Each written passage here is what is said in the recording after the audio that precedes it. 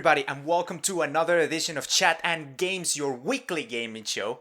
I am your host for the evening, afternoon, morning, whenever it is that you're listening to this, Melvin Rodriguez, and I am joined by the always sexy voice in the business, Mr. Matthew Howard. I'm here too. You're here too, Matt. We are here to discuss very interesting news that came out at the time of this recording regarding the Nintendo subscription online. We're also going to be here to talk about the new Animal Crossing DLC, a few miscellaneous news that you need to know about the week of October 15th is that week in particular. And then we're going to be just chatting all about what games we've been playing, man. Because you have a surprise for me and I kind of want to know what it is. So stay. So we'll see. But to get things started right away, before we dive into the subscription service, remember, I just want to remind you that this is a weekly gaming show that posts on every podcast services, including Spotify. So if you like what you hear, make sure to check those out. But if you also want to like what you see, make sure to go into the YouTube. It's all fun and games. There is a stream there for all the chat and games available for you, so go check those out. Remember, this is like the revival edition, so we're starting all over again, and this is going to be the greatest podcast you'll ever hear, right, Matt? Of course. of course. If we ever get an episode out Hey, in a timely manner. Second one, we'll get there. But anyway, Matt, Nintendo 64 was a thing back in the 2000s, right? No, well, 1990s. 1998, I believe it was around that time. Yeah. And Nintendo teased us with a new emulation with the subscription, online subscription, in the past Nintendo Direct. Yes. They also teased us a little bit with the Genesis, which was quite like, whoa, I never thought that the Sega Genesis will make its way to a Nintendo console, given how competitive they were back in the day. Yeah. Well, specifically, I think they had Genesis games on the Virtual Console, but I wouldn't have expected it to be part of Nintendo's, paid online service. That was the big surprise. Yeah. But that's all news. We knew about that already. That happened a long time ago. Now, what we got dropped today is during the Animal Crossing DLC showcase, which happened 20 minutes. We'll talk about Animal Crossing, don't worry. If you really like your islands and you like your pelicans that can fly by with airplanes, don't worry. We'll get there. What we're going to talk about at the beginning is they actually dropped the new price of what they're calling the expansion pack. It reminds me of the one expansion pack that the N64 needed to actually play Donkey Kong 64 and Majora's Mask. Yeah. Yeah. So this expansion pass will make it so that your online subscription for a single person, a single year used to be $20. Now it's going to be $35 US, which is, it was $19 for the single, $35 US for the family subscription. Yeah. But now it all changes now because now you got to $50 for you have to include the expansion in it. It's not that you can buy the expansion on its own, whatever that means, for $50 US. And if you have a family share membership, which allows up to 8 Nintendo Switch accounts, it will cost you $80 US. Yeah. That is quite the increase for the base service. So, Matt, what are your thoughts? Well, considering I didn't think what they were offering was worth the base price as is, obviously I think they're pushing their luck.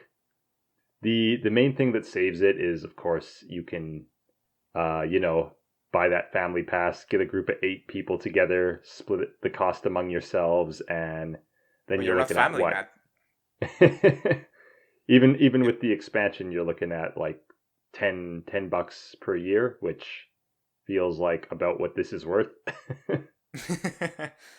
So you think it's worth it only if you actually divide it among family, quote unquote family members? Because let's be honest, you just grab a group of friends and you are like, okay, well, we're family, so let's put it all together here.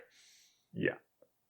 Yeah. So what that would mean, is $10 US, which is about 83 cents per month. Which, if you put it that way, if you think about it on a monthly basis and you're taking full advantage, if you're really squeezing the system, then this is starting to make sense.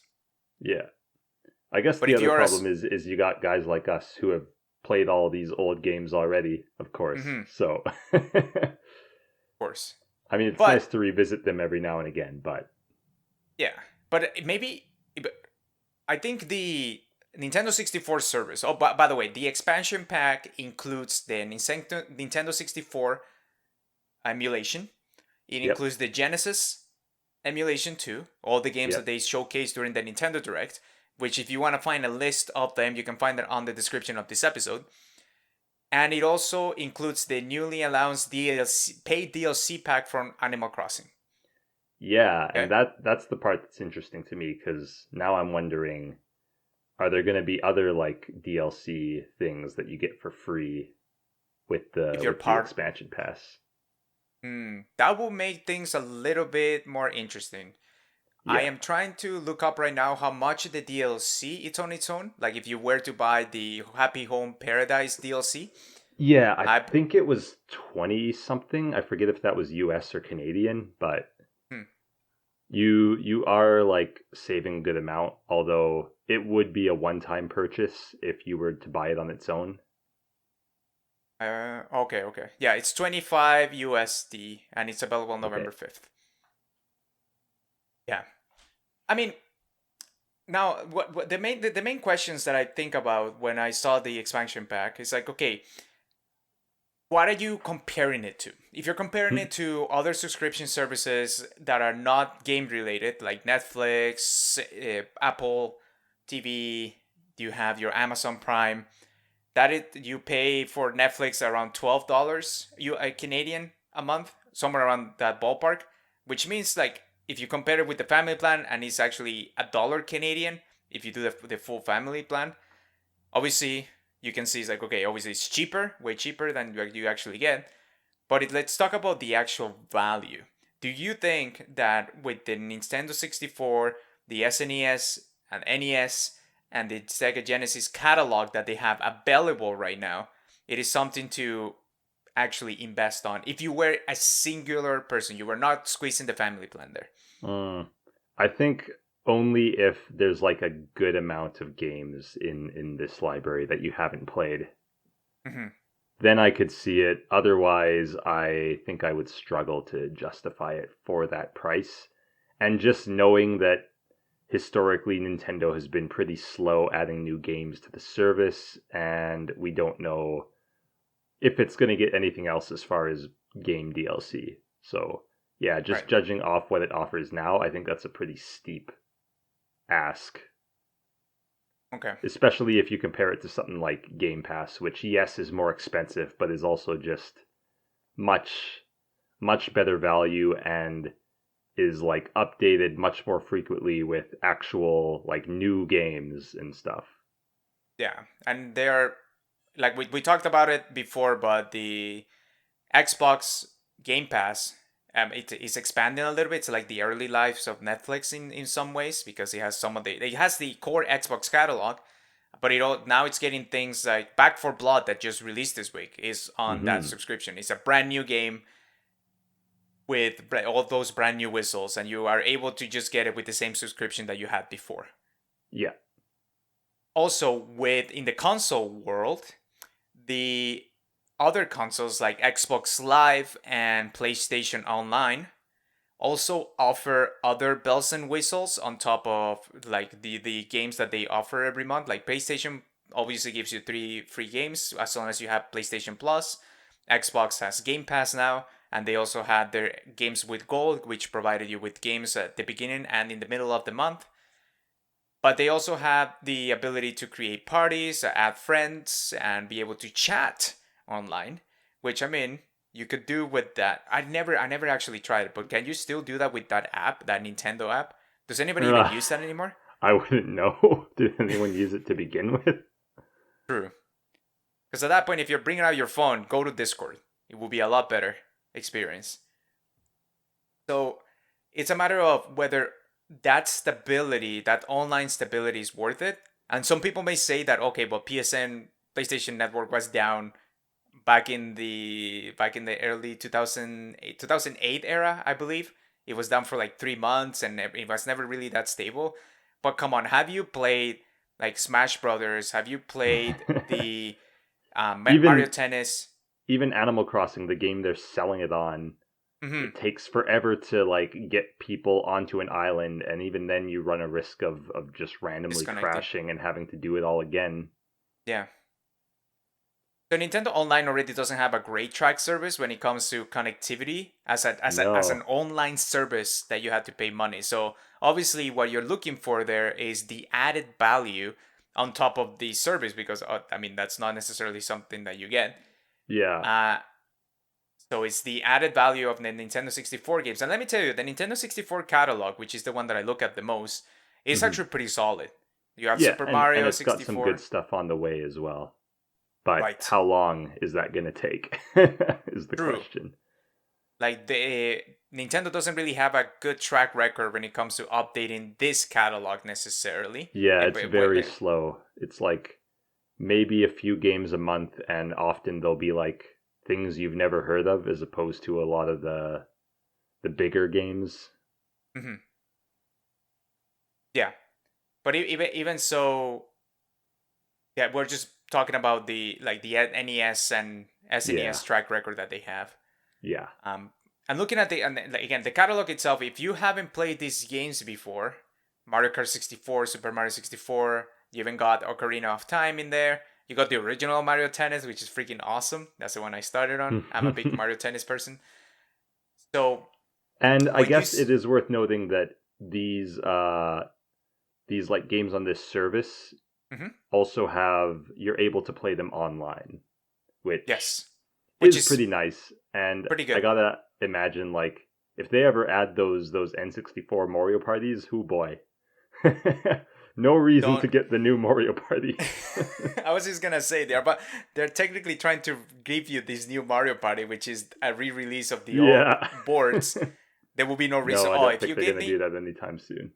Mario Party 1 through 3, if you give me those, oh buddy, then we have a thing going. Yeah. Because yeah, I've completely forgotten. Thank you for bringing that up. I completely forgot that this actually allows you to play online, where these games before you only be able to play it in local multiplayer. Yeah. So that's a That big is deal, like I think. the main kind of bonus you have here, as opposed to other means of emulation, which you could probably do that too, but it would be more trouble to set up, whereas Nintendo makes it very convenient. I And haven't also actually illegal. tried. Well, yeah, I Emulate haven't well, not actually. emulation itself, but the fact of getting the ROMs, how you get the Yeah, ROMs may be illegal. I've Yeah. never actually tried playing any of those games online, so I don't know if that service how well that all works. But Hmm. maybe one of these days, well, Yeah, we'll have an N64 game night and check out the catalog.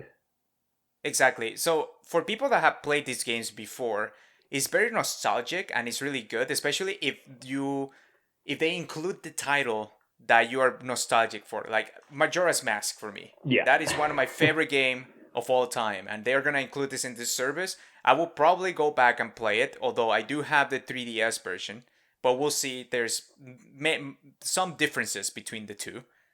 Yeah. So having that to me is it's really cool. But there is the other argument that people were asking, why don't you just give us the virtual console so we can get the games that we care about without having to pay for this subscription? Because then I don't have like I just for example in this catalog, yeah, I will get Majora's Mask, potentially Mario Tennis, but that's about it. Yeah. Like That's in that. theory, I do think the catalog is better, especially because Nintendo hasn't been the best about honoring people's purchases generation to generation. If you bought a game on the Wii Virtual Console, that's locked to your Wii. Even if it's Hmm. on the Wii U Virtual Console, you have to buy it again if you want to play it there. Exactly. So So the fact. yeah, I don't have any issue with the idea behind the catalog service. The main Okay. issue is just like how slowly they add games to it. Yeah, that would be that will be interesting to see going forward. The other questions that I had regarding this is, do you think this price structure will actually hurt the sales of the online service, or do you think given the fandom around Nintendo overall and these games, the nostalgia, well, even though people are complaining, people are just still gonna get it. Oh How do you yeah, think if it's I think actually gonna that's affect it? absolutely going to happen. I think this is going to do well for them. it's Hmm. it is still Nintendo at the end of the day, and like they're not going to lose any people who are already paying for online, even if they don't upgrade to the new version, Yeah. the Plus Pass. But yeah, they'll get some more out of the people who do. So Mm. I can't say it's like a bad business decision. I mostly just don't like it. it's Yeah. From a yeah. consumer point of view, it just seems like, well, the fact that the expansion pack is already more expensive on itself than the base model, like $20 compared to $30, it's already fascinating to me. What I would like to see is how they're gonna handle this DLC and how chunky they're gonna be, and if they're actually gonna add more DLC or it's just Yeah, that's this the other Animal annoying Crossing. thing is they're not super transparent about their plans moving forward. Hmm. So, yeah, who So for knows the what you're going to get out of this in the long run. like for their big games, obviously for some of the other games they have been releasing free DLC. The online for Super Mario Party, they release characters every once and stages for like Mario Golf, Mario Tennis. All of that has been free. Even for Animal Crossing, everything that they had released so far was free, and Hmm. only this big chunky update that we're about to talk about is the one that it actually costs money Well, to and get. even then, all the 2.0 stuff is still free Hmm. in this big update. So there is a good chunk of free content as well Hmm. as something else. Yeah, yeah. To me, it's an interesting price structure because, like you said, I don't think it's gonna hurt it financially. You either stick with the base model or you just go and expand it, and they're just gonna get more money from some other people. I don't think this is gonna outrage people enough to say, you know what, I'm not gonna do the online at all. I don't think they're gonna lose anybody there. And on if you look at it, compare it to other price structures in terms of pricing, it's technically cheaper, especially if you do the family plan, if you bother to actually go in and actually manage a group of 8 people to get this going. Yeah. So it even though we look at it and it's disgusting right now from a consumer point of view, it's I feel like it's one of those things that people are just gonna complain about at the beginning and it's gonna forget about it, and Nintendo at the end of the day is gonna win with it. That's Yeah, my and then they my can thought. keep pushing the envelope ever further. Hmm. Just wait until they have a third tier to get GameCube games. Yeah, exactly. They technically have a GameCube, and how much of an emulation is this gonna get? Are we gonna get to Wii? You have the Joy Cons, so Yeah. we'll see. Yeah, who We'll see. knows? I wonder how much. My main question is how much can they push it into people actually start rallying up at this. It feels like they can push the envelope pretty far, especially with those games that were available on the online store for a period of time and they're gone Yeah. already. And I wonder, Yeah. one of the games was Super Mario 64. I wonder if that was kind of tied in together here, because I think that's just a big conspiracy that I don't think that really matters too much because it's one of the games in the Nintendo 64 emulation, but it's one of the Yeah. big games that they have. Yeah. So Well, that's why that's possibly why they're a bit like weird about making their older games available is they never know when they're going to want to try and sell them to you again at full price. So, yeah, exactly. yeah. All right. Well, enough of that. Let us know what you think about the Nintendo Online structure.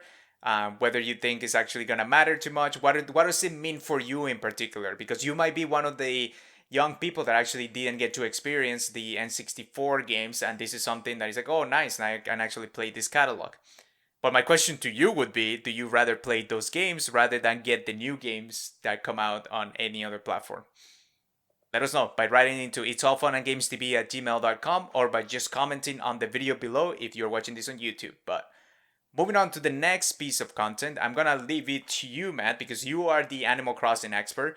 I played the game for a little bit. This was my first Animal Crossing, but even so, I didn't get too much into it. So this DLC, what were your thoughts when you saw it, and what does it contain that is so substantial? Why is it so substantial? Yeah, oh boy. So I found out that Animal Crossing is apparently my most played game on Switch. That happened completely by accident, but I feel like I, that's I a have lot for a lot of people. I have 140 hours in this game, so Hmm. um yeah, I guess I can't say it didn't hook me at the start, but um ultimately you sort of ran out of stuff to do, or at least the new stuff was too infrequent to really keep up with it. Hmm. So I do think it was probably for the best that they like held off on the smaller updates for a while and then released it all together, because I Okay, do think I may actually go and take another look once this all comes out. So nice. They yeah, got you again. yeah, it's it's a lot of little things. So first off, they have like the bar, which they showed off in the Nintendo Direct. That's kind of whatever, honestly. Like from a gameplay perspective, there isn't too much The to coffee it. bar. It's yeah, it's cool that it's here, but um, if that was going to be the big thing, I wouldn't have been too impressed. But they do have like another way to go to Mystery Islands. You can now go from the docks, be taken by Cap'n, and he'll take you to a whole new set of islands, which can possibly have new things for your island, like different kinds of plants. But what's also interesting is it can be like different weather, different times of day, different seasons. So you can end up getting sort of these out of season crafting materials. Like in wintertime, you can Hmm. pick up snowflakes and use those to make things. Right. But now you can like also get those other times of the year by going to these islands. So it's going to be a lot more convenient to get those sorts of things, and convenience seems to be like a big thing with this update in general. Okay. Because the next thing is on the Harves Island, which was previously just like a photo area. There's now a little town section that you can put money into, and it'll cause the guests who normally show up on your island at random intervals to start to just like set up camp there, so you can kind of go visit them every day, which will make That it the a people. lot easier to get like their stuff. Oh, okay, so these are just the random animals that show up every once. The visitors. Yeah, It's not the people like that the you kick camel out. that sells, yeah, like the camel who Okay. sells rugs, and the fox who sells like paintings. Right. Um there's the added group stretching, so trying to get you to be active while playing the game. Um Nice. Watch out! Wait, what was that game that you Ring played a Fit, lot? Yeah, Ring Fit. Watch out, yeah. Ring Fit. They finally added ordinances, which is a weird thing that it wasn't already in the game, but that basically just lets you like adjust things to suit whatever's going on in your life. So you can set an ordinance so that like events all are moved ahead a certain number of hours. So based on like when you have time to play, if maybe you're the kind of person who can only play late at night, you can adjust like the times that shops open and like animals are out and about in order to Oh, like okay. better accommodate that. So So they're actually allowing. Remember when the game came out, people were just time skipping by changing their clock. They're yeah, allowing you to do that in a way. yeah, in a way to accommodate your schedule. Okay. Then yeah, there's just like a bunch of new items, new like looks for your house, new things to buy. One of the big new things is food.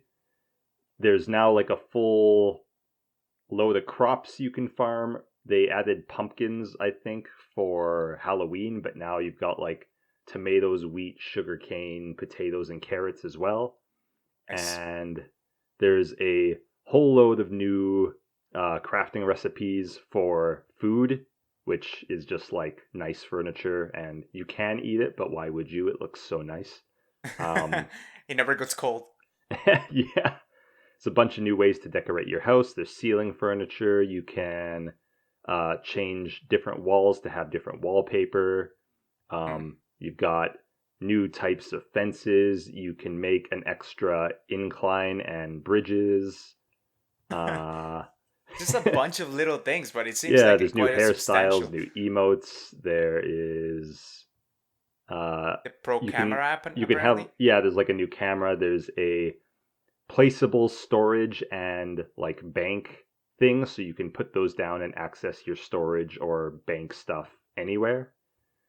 There's new songs. They're bringing back gyroids, which are these weird like fire hydrant looking things that you dig up, and each of them makes like a certain beat, and you can like put Okay, them in your house, and they'll like match up to the tempo of whatever song is playing, so you can kind of customize the music in a way. that's cool. Yeah, there's ladders, permanent ladders, so you can just like pop a ladder in a spot and it'll stay there, so anyone can use it. You don't have to carry around your ladder still. You have the ability to move through more narrow spaces in your town. Yeah. Villagers will invite you to visit their houses and might visit your house out of the blue. Uh, yeah, just like a lot of small stuff that I think really adds up. And then, of course, the big showstopper is the new paid DLC, which is effectively a new version of the 3DS game Happy Home Designer, Hmm. which was a spin off of Animal Crossing where basically you just design houses and it's like fully customizable. And they built a game around like them giving you certain themes to build and you having to accommodate those and use certain pieces of furniture and stuff like that. Hmm. So the paid DLC is basically that, but it Okay. also interfaces with your game proper in a way. So you go to the airport and you tell them you want to go like to the DLC area. The DLC is like this big set of islands, and like one by one you're going to populate these islands with vacation homes for various animals that all want different things Yeah. in their houses. And yeah, you have like a lot more full access to the types of furniture. You have things you can't really do in the main game, like you can partition rooms into small sections with like full walls and make smaller rooms and add counters and some other stuff. And then you can like do all that. If you have the DLC, you also gain the ability to do that on your island, and you also gain the ability to like change the houses of the other villagers on your island eventually. So Nice. you get some benefit in the main game, but yeah, it's mostly for the basically Happy Home Designer 2, which I wonder, because I remember you saying like you're the kind of guy who kind of just you want everything from the start. You don't want to have to wait and wait and wait and it Yeah. to take days and days to get all the stuff. So is this actually like something that would be more up your alley? I I think wonder. so. It gives me an objective because it's Yeah. like I'm trying to satisfy this new parrot vacation homes with what Yeah. the villagers actually want. So it because it gives me a guide. I think that's actually more up my alley in that regards, and I can actually just decorate it once. The only problem is the longevity afterwards, because once I do it Yeah. for once in a while, then I just kind of lose it afterwards, because it's like, okay, I just experienced what the game had to offer, which I think is why Animal Crossing has that longevity for people being able to come back and see something new every day. It's not Yeah. necessarily that hardcore, unless you are like one of those people that time travels at the beginning because they just want to experience everything. But I think that's okay. Like, I like the fact that I can able to play this given the restrictions, or not restriction, but whatever the villagers want to have, populate their home, make it as cute as possible, and then move on. I think I'm okay with that. I'm okay Yeah. because there's other games to play, and I'm okay to not just necessarily have this as my normal day to day. I need to go in and check out what's new, what needs to be done. But I will say that given the free update, everything that they are adding to all the kind of the nice quality things and new features that they are into the core island, is actually pretty interesting. Just it kind of makes the game feel more whole and Yeah. allows you to have way more options for you to do more things, which I really appreciate.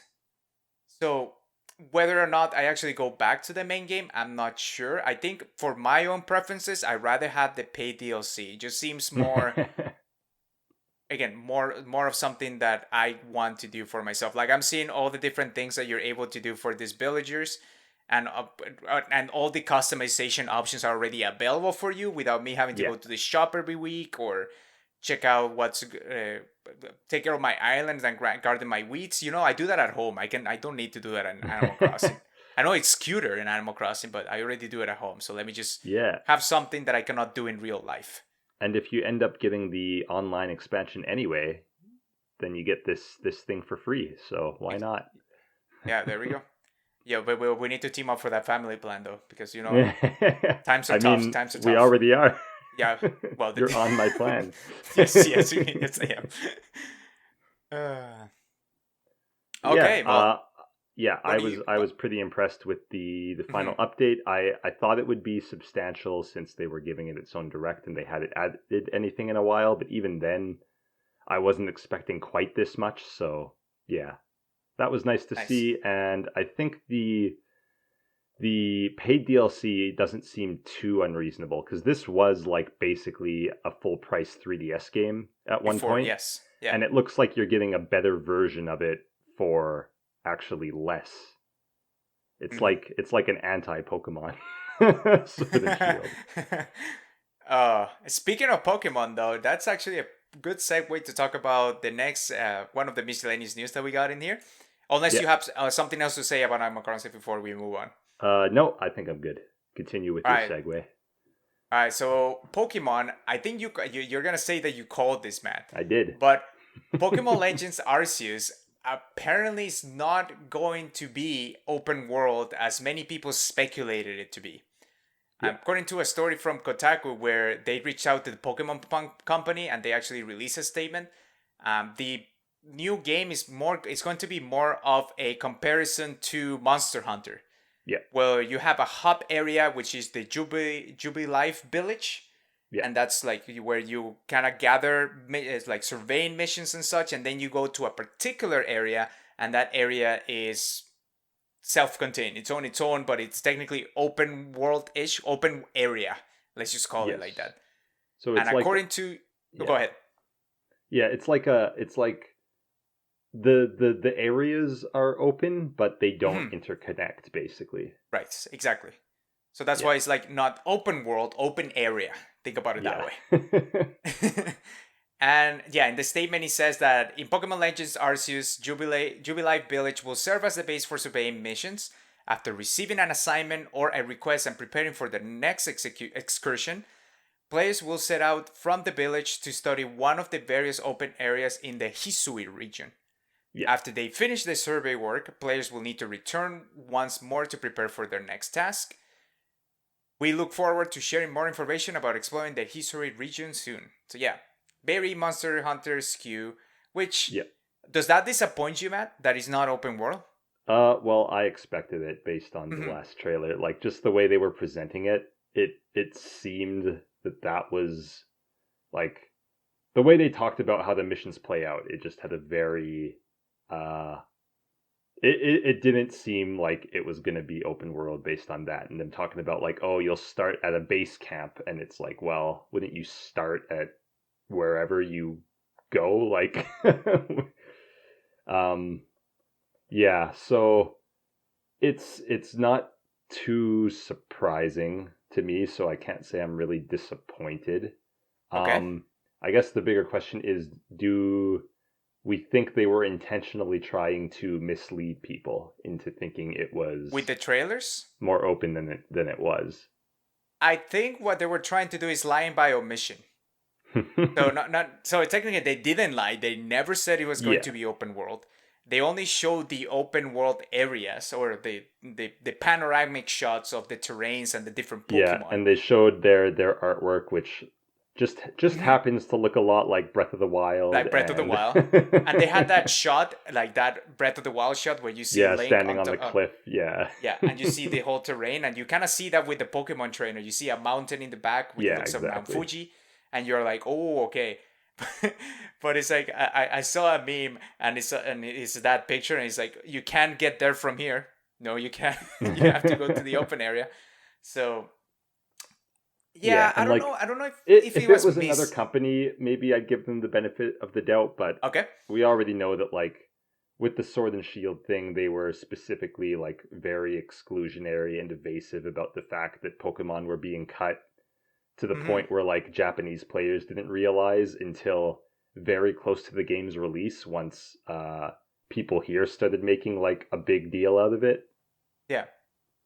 Yeah, so that I don't really like. I it would honestly annoy me less if they were just upfront and honest about it, but I guess like Well, obviously you get the headlines if you make it look open world mm-hmm. from the very like vague initial trailer. And the That's speculations that's how you on get the top of it. attention, yeah. Yeah.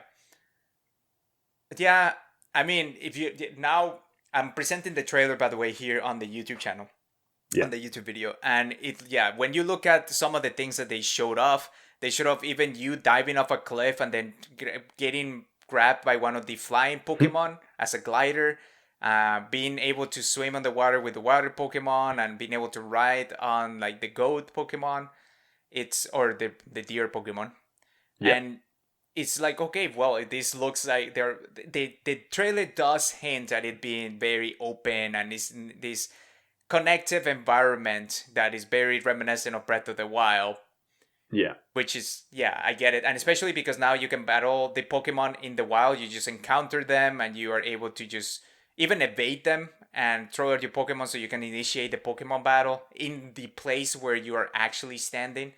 There's still Hmm. some innovation on it, I would say, because it does look different than the Yeah, other like they're Pokemons. still they're still doing something new, which I Yes. appreciate, but I think at this point, just with everything I've seen, I'm gonna be waiting for reviews of this game. Mm-hmm. I'm definitely not getting this at launch. Oh, I they have a Growly with a beard, Matt. They got me. Like there's no way. They got me right there. Growly is like one of my favorite Pokemons, and I'm seeing it with the beard and looking all so fancy. This is the problem. This is the problem. Like there's people like me that they're Yeah, gonna that's see how they this. get you. They get you. They got you with Sword and Shield too, and you played it Mm-hmm. for three For what? hours. 2 hours? Like yeah, exactly. We'll see how long this one actually lasts. Maybe this one will be 5 hours because they're actually doing something different. But Yeah. man, yeah. I mean, I am going to get this. I'm not gonna lie to myself. I'm not gonna say like, no, I am gonna stand still and not get this because this is another Pokemon game. I'm not gonna kid myself. I'm actually gonna get this. So just I'll be the one telling you, man, All whether or right. not, because you actually have more force of will than I do when it comes to Pokemon. Oh yeah. All right. Moving on to the next. This is just a small one, but I found interesting because Riot is the developers of League of Legends have decided that they're gonna disable cross team chat in League of Legends. After what League of Legends has been out for who knows how long at this point, and this is the first time they basically had a statement that says while all chat can be a source of fun social interaction between teams, I don't know which game they're playing, as well as good-hearted banter, right now negative interactions outweigh the positives, Riot said in a blog post. We'll evaluate the impact of this change through the verbal abuse reports and penalty rates, and as well as surveys and direct feedback from you all. So I Wonder just I found wonder if it. they're gonna disable team chats too, because those are also That's pretty toxic. that's what I was gonna say. Isn't the most toxicity happen during team chat? Like you just if you are on the win, like let's say that you are the team winning, right? You're not gonna have negative banter between your team, and this only allows you to, disrupts the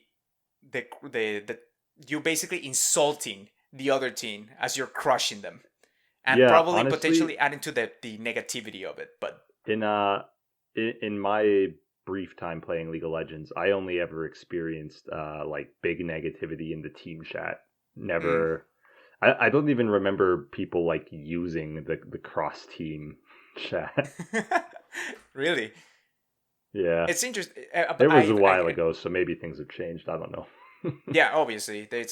My main thing with League of Legends, it was always a game that really interests me because of just the sheer popularity of it. It's a game that has been out for a Yeah. long time and people still play it.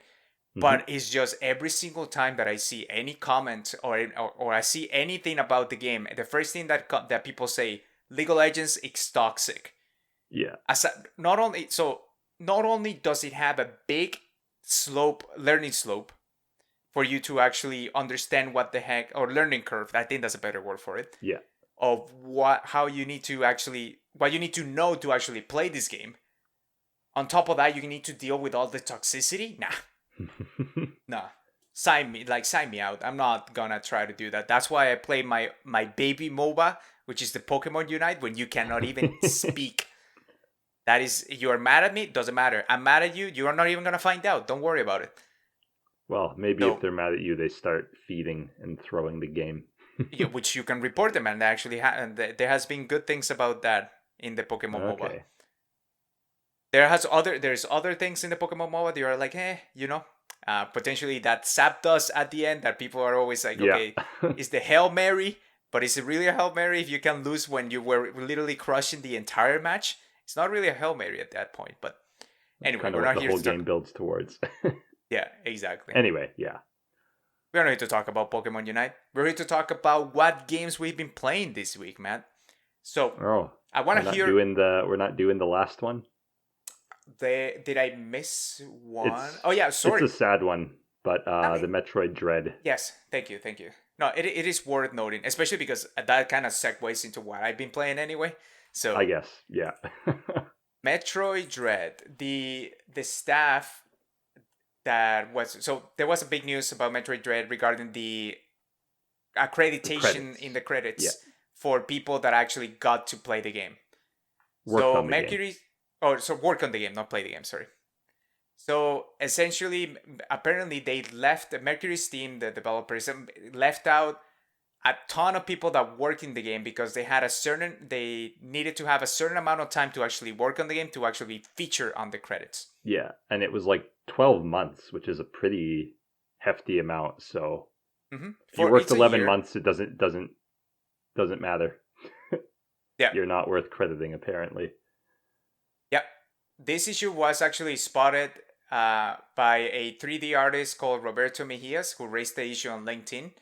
Because he put up a statement saying, I would like to sincerely congratulate the Metroid Dread team for putting out such an outstanding game. I'm not surprised of the quality of the game though, since the amount of talent of that team was through the roof. I know this firsthand because despite not being included on the game's credit, I was part of that team for 8 months.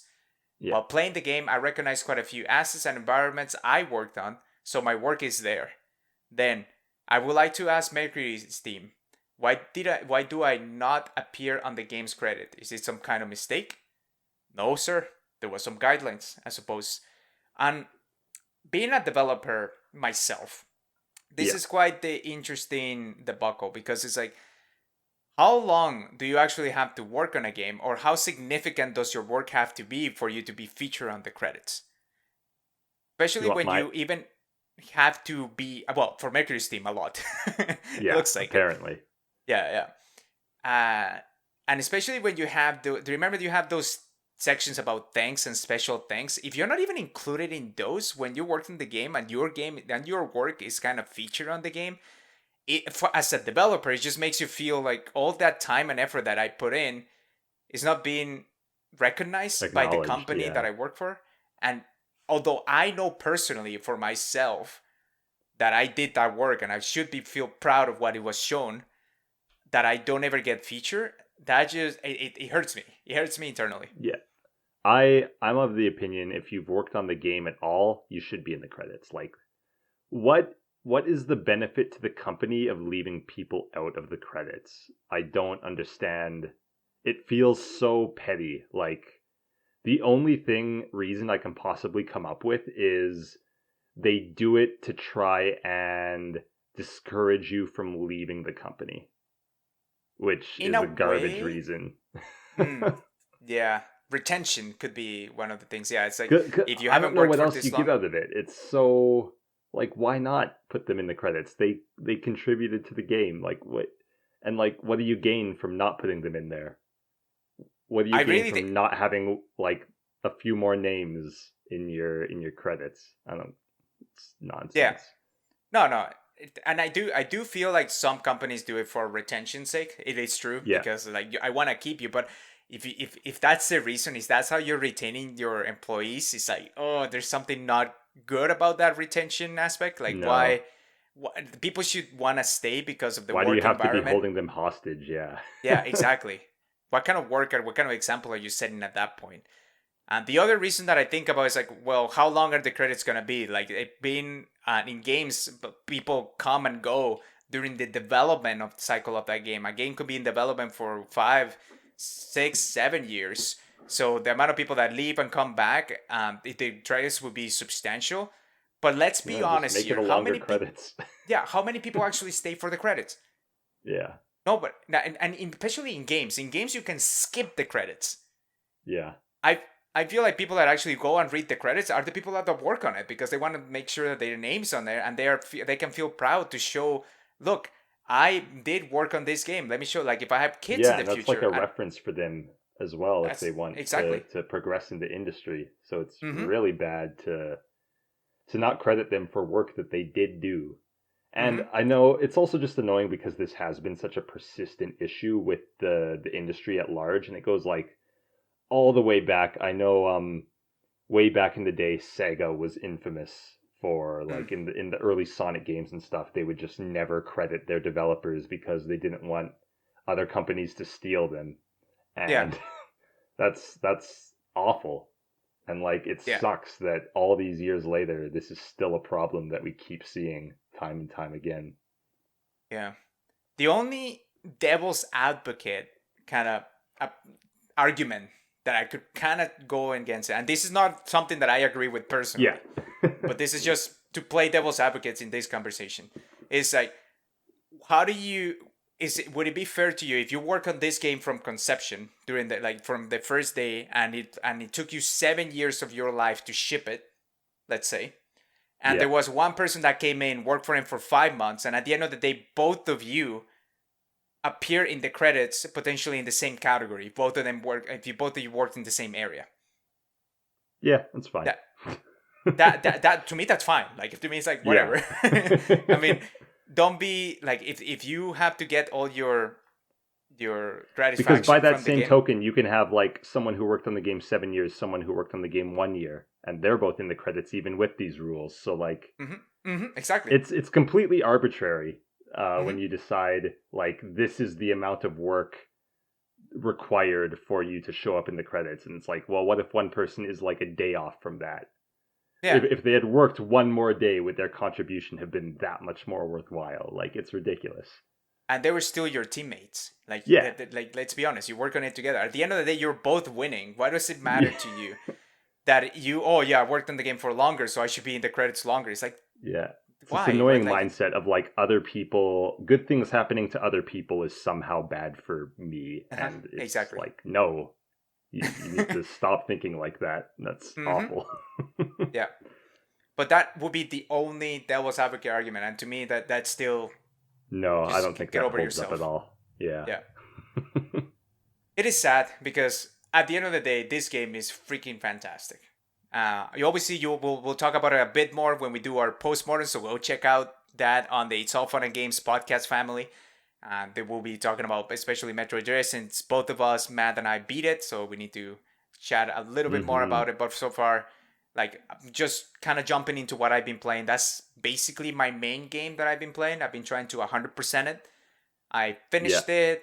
I'm probably around 85% last save that I saw. It's just going through the world once you have all those abilities, man. Oh, Yeah, it's you just fly. what a powerful unit. Samus, let me tell you, Master Chief can run scary into a corner because Samus is just wow, what a powerful woman. But yeah, that's basically. I'm gonna save a lot of my comments for the postmortem, so I'm not gonna go too much into detail. I'm just saying that the gameplay itself feels so fluid in this game, and for everybody that was complaining that why is this a $60 game compared to, I don't know, Returnal or whatever other Sony game you put out. I you know that I enjoy Sony quite a bit, all the Sony games, and to me it's Yeah. like, why is that an argument? Like, the it's a quality game. It was a arbitrary price that was put by the company itself. If people are buying it at that price, good for them. What does Yeah. it matter to you? I would rather have like 12 hours of quality than Mm-hmm. 60 hours of just kind of an okay game. Exactly. Yeah. Yeah. But Yeah. and the other game that I was playing a little bit, I finally finished Halo Combat Oh, Evolve. nice. So Very I'm nice. done. I'm done through Reach and Halo Combat Evolve now, and I finally see some of the aspects that people were like. Some of the things that Halo Combat Evolve was able to achieve back in the day is fascinating. I'm just thinking. I Yeah. just saw the date that Halo Combat Evolve came out, and it's like, wow, the fact that this kind of still holds up quite a bit for a first-person shooter, Yeah. where that's one of the most overused genres, I would say, at this day and age. Like almost everything is a first-person shooter now. It's quite good, and especially with the upgraded visuals from the Master Chief Collection, you should absolutely play it. There's obviously some things that don't hold up quite as well. I talked about it last time. Some of the level design, in especially in a few, there's just repetitive and closed loops. It's like, don't really like this at all. But when you get to the open areas and you get to use some of the vehicles and you get to actually fight through some of the set pieces, I still think it holds up. Reach is better in my opinion, but obviously it's Yeah. newer and it was able to learn from Yeah, it. much newer. Yeah. Yeah, and the story for me in terms of both, comparing both, Master Chief, whatever you want to like, and him and Cortana, we'll see. I'll see more as I go through the actual mainline story. But Reach just has a special place in my heart, especially how that game starts with that helmet and a bullet through it, and that's your helmet. You know that this is impending doom. I don't know. There's something about impending doom that is fascinating to me. Why this is why Yeah. Majora's Mask is Big like, Majora's whoa. Mask. I was gonna say. So yeah, so those are the two games that I've been focusing on. So we'll see what. Obviously, I'm gonna start Halo 2 coming up. But yeah, what about you, Matt? I'm curious about you. All right. So I started 3 games since we last did one of these. Oh, okay, okay. So first off is Death's Door. Yeah. Yeah. So it's kind of a Zelda-like, playing as a little bird.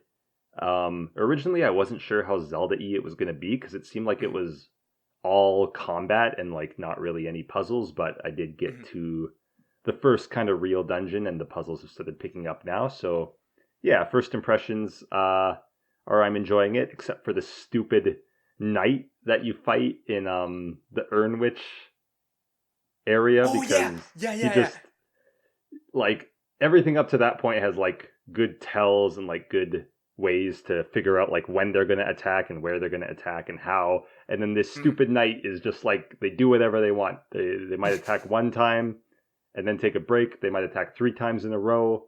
There's no difference, and they can like turn on a dime and their attacks are super fast, and god, that was super annoying. And then I Okay. realized I don't think I even had to do that fight. I think I It's an could have just optional gone mini in. boss, by the way. Yeah, I could have gone into the place the whole time. I just assumed like, oh, I'm in another like do a thing on the right, do a thing on the left to progress. But no, Mhm. the front door was just open. I'm just gonna say something. That will be not be the last time that you see one of those knights. FYI. Yeah, I was worried about that. Uh-huh. But I'm glad uh that you're playing it though, because this is one of my suggestions. Because that's one of the yeah. ones that I play early this year, and let me tell you, it's one of my. It is definitely on my contenders for game of the year for me All right. personally. Yeah. So then I've also started 2 games playing with friends. The first is Don't Starve Together, which came out a while ago, Oh. like many years, but it is the multiplayer version of Don't Starve, which was a game that came out back during the whole crafting survival game Hmm. phase in the indie space. This one has kind of a unique, like Tim Burton-ish art style that kind of stands out, Yep. and it's one of the more, I guess, like you will die playing this game. Like you have to restart the game many times. It's one of those games. Uh-huh. And yeah, I was going through it with some friends, and yeah, What initial prompted? impressions are good. What prompted? Yeah. We were just looking for something else to play together. We finished another game that we had been playing called Rogue Heroes, which was a Right. cool little multiplayer Zelda game. And yeah, we just decided settled on this. One of the guys already owned it, and the other two of us were interested, so we picked it up. Got into my first game, and like eventually night came, and it got super dark, and I just died. So Mm. that was round one. We realized you really have to like make a fire when night happens. Mhm. And then yeah, the next two games went better until inevitably one person made a big monster mad and then drew it back to our camp and it killed us all. That's how both the other runs ended. But yeah, we all had fun, so I'll definitely go back to that and maybe have some more in-depth thoughts later on. But yeah, Nice. initial impressions are it's cool. Yeah, a friend of the show and a friend of mine in the game developer industry actually works on this game, which is nice. Okay. Yeah, Yeah. it's a game that I believe has like gotten pretty consistent updates and like lots and lots of content, which is Right. always cool. Yeah. Mm-hmm. And then the final Developed by game, Clay. yeah. The Yeah, go final ahead, sorry. game is the award-winning MMORPG Final Fantasy XIV. No, And Matt, don't tell me that you fell into it. No, we lost well, you. hold on. Okay, okay, So okay. I have one friend who's really into this game, and he was just unrelenting in trying to get other people to play. And eventually, one of my friends did crack and play it. So I'm like, all right, whatever. I'll get into it too. I made my stupid like small man. I made him as small as possible, Okay. uh, with like a Any big reason? hair. Well, there was like a great like pompadour hairstyle, and Okay. I just stuck it on the smallest possible character. So very good. Um, this is like the first MMO I played, Mm-hmm. and I was surprised how well it ran on my laptop actually. But yeah, I played 2 sessions, and it's mostly just been like the guy who's more into it driving me around in his flying car than trying to get me to level up because the early game is very boring and very Yeah. grindy, and it's not doing much for me. But um, mostly it's something I think I'm will be like nice to do in the background while I'm just sort of chatting with these Mm-hmm. friends. I don't at this point in time. I really don't see myself getting super into it. I'm most of the game or like a good part of the chunk of the game is free, so that's what I'm going through. I don't see Okay. myself paying to get into the expansions and stuff, but yeah, it's not bad. It's Okay. just very like it's hard to get engaged. I guess I'm not really admittedly like trying my utmost to get engaged. I'm kind of skimming through Mm. the text and stuff because I'm not super interested in it. And Okay. then yeah, I've got like my overpowered like buddy taking me to stuff that I shouldn't be able to do and just like killing everything for me. Right. Okay. uh Basically doing a lot of the grind for you so you can actually get to a little bit of the later game content. yeah, that's more what he is interested in. So yeah, Okay. I'm kind of interested to see where it goes. It does take place in like the Final Fantasy Tactics world, which I think is neat. I got a bit of Mm-hmm. a taste of that in Final Fantasy 12 as well, and it seemed like a very like story rich world, so that's interesting. But We're just skimming through yeah, the text, Matt. You're missing the whole story. well, the text I'm skimming through is like early quests where guy tells me to deliver something to other Okay. guy on the other Fair. side of town, or like kill 6 rats for me because some reason, like stuff like that. So I don't think Mm. I'm missing too much yet. Okay. Okay. Do you have your chocobo yet or no? No, I don't have much of anything. I got like an eye patch. That was my big achievement so far.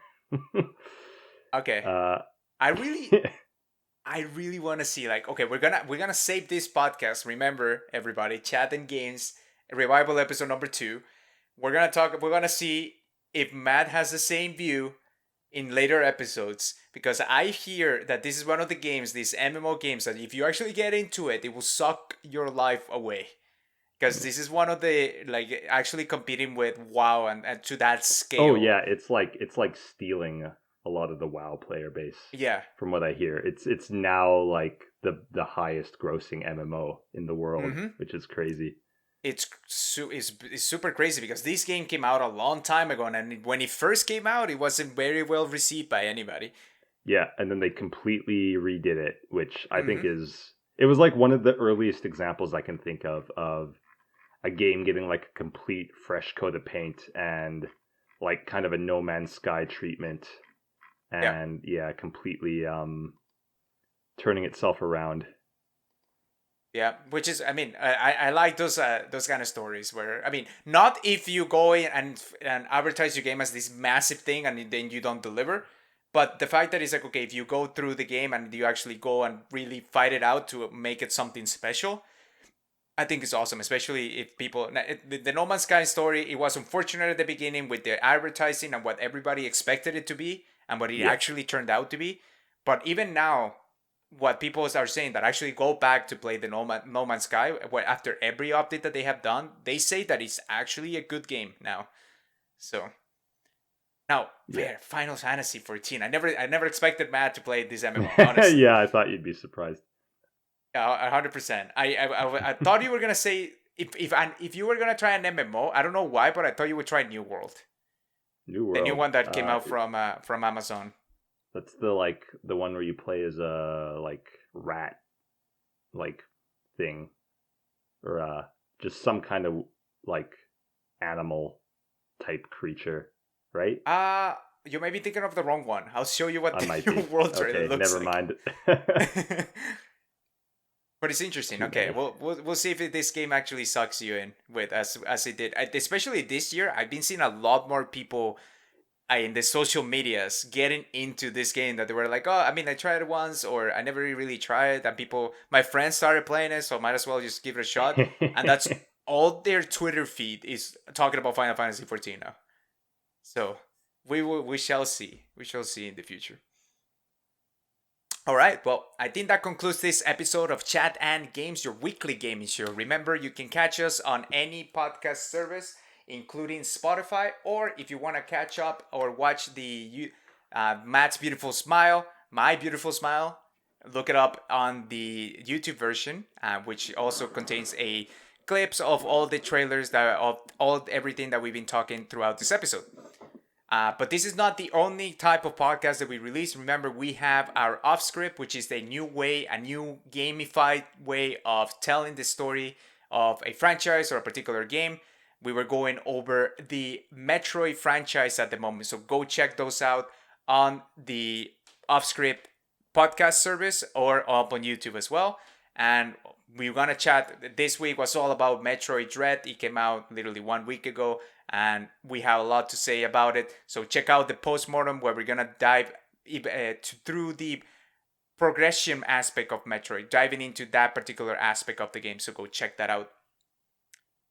Other than that, if you want to participate on our podcast, remember you can do so by emailing at ItsAllFunNGamesTV@gmail.com or by joining the community on the Discord server that are on the description of this episode. And I think that's everything that we got for you this week. Matt, any final thoughts for everybody? Bye. This has been Chat and Games, signing off.